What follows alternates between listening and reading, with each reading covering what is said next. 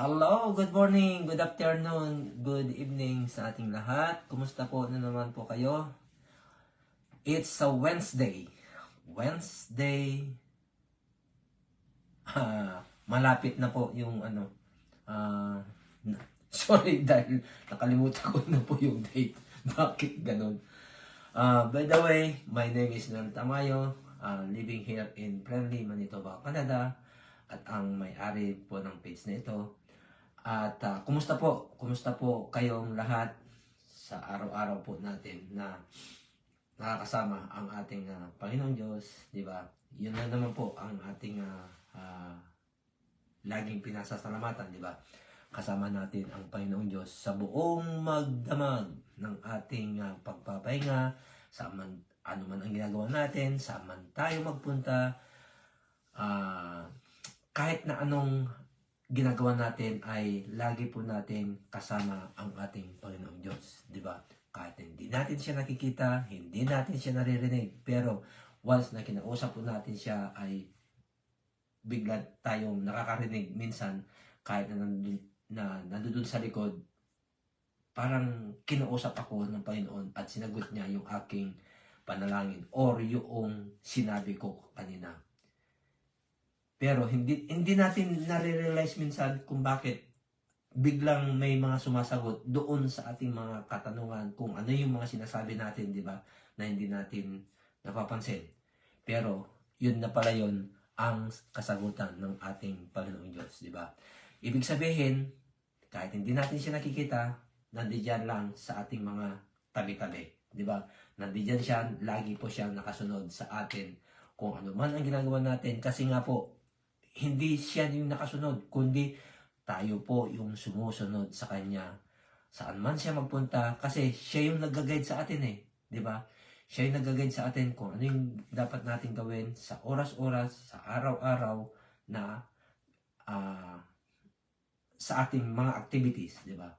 Paggising natin, kahit tayo po ay natutulog, mga kapatid, nandiyan sa ating tabi ang ating Panginoong Diyos. So, meron po tayo topic po ngayon. Ano ba yung topic po natin? Today is day 3 ng ating 90 days challenge sa ating buhay. Okay? Hindi lang 90 days hindi lang 90 days yung challenge natin sa ating buhay, kundi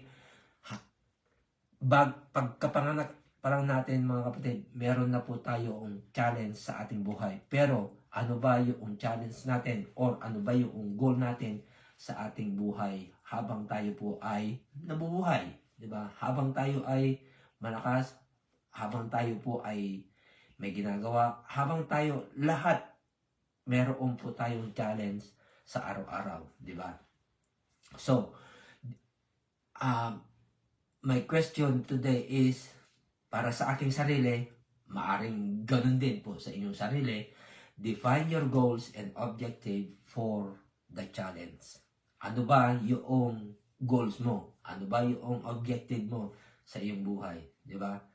So, yun po yung ating pag-uusapan. Yun din po yung aking sasabihin sa inyo kung ano ba yung aking goals sa aking buhay. Ang goals ko po sa aking buhay ay, syempre po, kung paano ko itataguyod yung aking pamilya para gumanda yung kanilang buhay, di ba? Kaya nga po ako nandito, nagkaroon po ako ng sariling pamilya, nagkaroon po ako ng mga anak, di ba?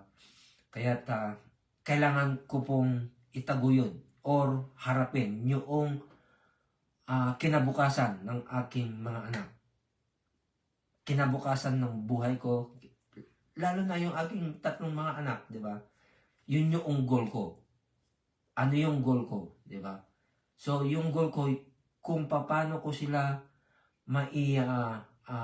mapaganda yung buhay ko, unang-una, syempre, di ba? Yung paano ko maprotektahan yung aking sarili para sa aking mga anak, di ba? Kasi kung hindi ko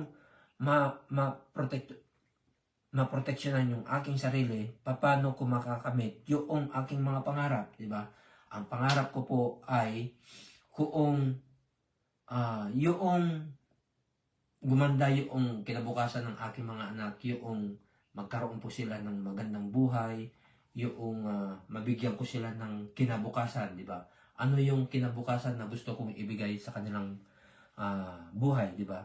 Yung mapag-aral ko po sila ng maayos, yung magkaroon po sila ng magandang tipo yung aking mata. Yung kanilang pamumuhay, kung paano sila humarap sa kanilang kinabukasan din in the future, di ba?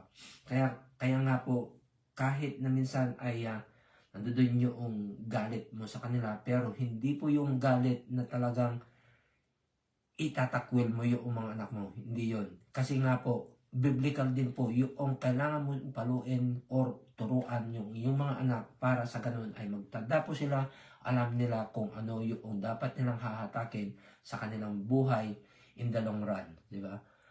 Meron tayong viewers ngayon sa ating harapan. Hi Sayida, thank you for watching my friend. Wish you all the best to meet the challenge of 90 days. Thank you very much, my friend. So, yun, yung kailangan po natin ipakita sa ating mga anak, yung goals natin. Ano yung goals nga ba talaga, di ba? Yung magkaroon ako ng sariling business na hindi ko po kailangan lumabas ng aking bahay para sa aking para i-promote yung aking business, di ba? Kaya nandito po ako para tulungan ng mga ibang tao na maitayo din yung kanilang naiisip na magiging business through digital world, di ba? Kasi ang digital ngayon ay digital na tayo ngayon eh. Kapag yung magbabayad ka or bumili ka ng anong bagay, di ba, kahit na bumili tayo ng pagkain, kailangan natin magbayad ng through online, di ba? Hi Adrian, kapatid, thank you very much for watching to support my 90 days challenge. Okay? Thank you very much, my friend, kapatid. Ngayon, kung wala kang goal sa iyong buhay, paano makakamit? Paano makukuha yung gusto mong mangyari sa buhay, di ba? Kailangan meron kang mga plano kung ano yung in the future, di ba? Kailangan, anong plano ba? Kunwari, nagkaroon ka nga ng pamilya, kung wala ka namang, bakit ka nagkaroon ng pamilya? Kasi nga po, gusto mong bumuo ng sariling pamilya, yung meron kang mga anak, yung mapag-aral mo sila, yung gumanda yung buhay nila, napag-aral, di ba? Then, magkaroon din sila ng sariling trabaho or business, yung magkaroon din sila ng mga anak at magkaroon ka rin ng sarili mong apo, di ba? Yun yung maganda, yun yung goal mo na isa, di ba? Pero yung sarili mong goal na ano ba yung goal, di ba? Gusto mong magbakasyon. Gusto mong makawala na doon sa comfort zone mo na kinagagalawan na araw-araw, di ba? Pero paano ka makaalis doon sa comfort zone mo? Kung hindi ka rin naman kumilos, dapat, kaibigan, kumilos ka rin para makuha mo lahat ng mga pangarap mo, di ba? Ano ba ang dapat mong gawin, di ba? Ngayon, kapag may nag-offer sa'yo ng tulong or para matulungan ka, para makamit mo yung mga pangarap, i-grab mo na, kapatid.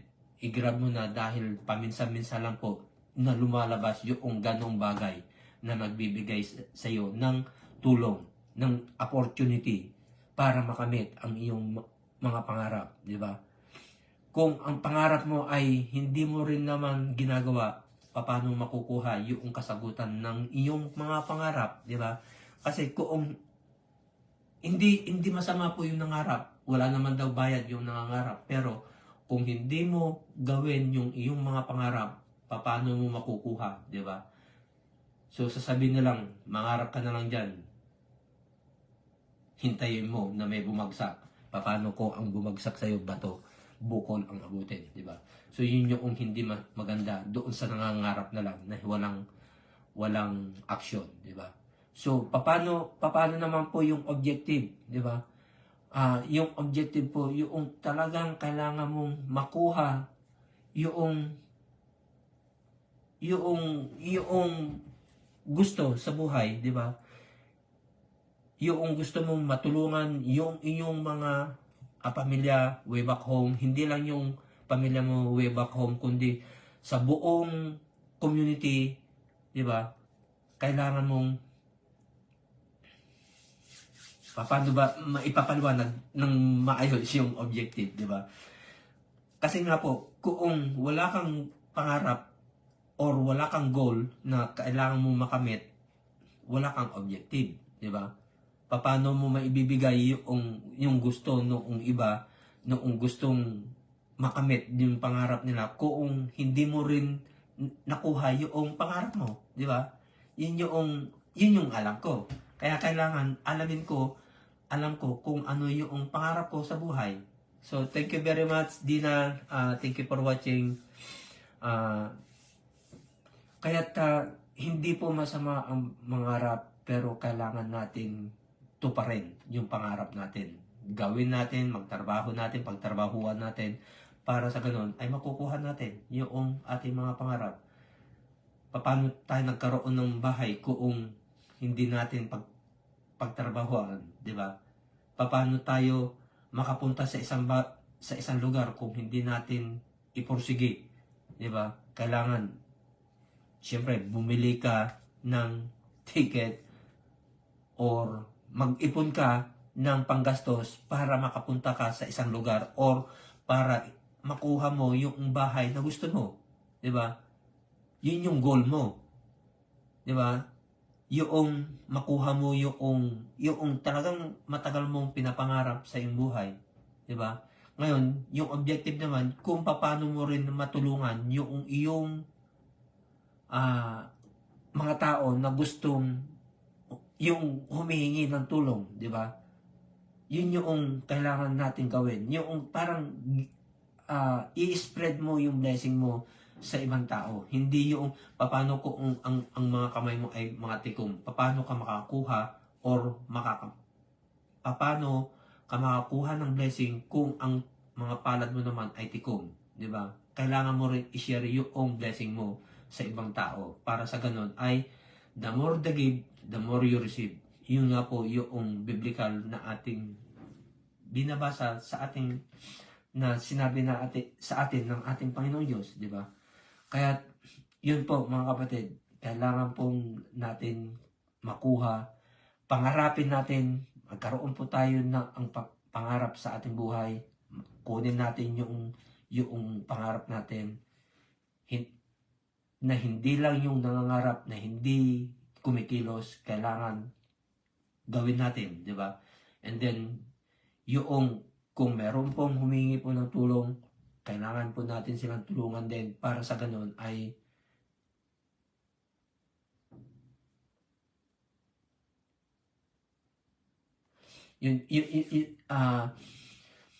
kahit kapag meron po tayong gustong tulungan, matutulungan po natin. Hindi yung hanggang doon na lang, paano ko matutulungan din ito kung yung way naman na gusto natin, hindi natin nakuha, di ba? Kasi nga po, kulang po tayo sa tools, di ba? Kailangan magkaroon po tayo ng tools para sa ganun ay makatulong po tayo, ma-spread po natin lahat, di ba? Kaya, ayun po yung ating gagawin. Kailangan magkaroon po tayo ng goals sa ating buhay at magkaroon ng objective, di ba? Kaya salamat po sa inyong panonood. Salamat po sa walang sawang pagsuporta sa aking Go Live for 90 Days Challenge sa aking buhay. Kaya nagpapasalamat po ako dahil kung wala po kayo, wala rin ako. Kung wala ang Panginoon sa aking tabi, maaring wala rin ako, di ba? Kaya nagpapasalamat po ako sa inyong lahat, sa inyong pagsuporta. So, kita-kita po tayo sa susunod na challenge tomorrow for day 4. Okay? Salamat po ulit sa inyong panonood. Salamat sa inyong pagsuporta. God bless us all. Bye-bye.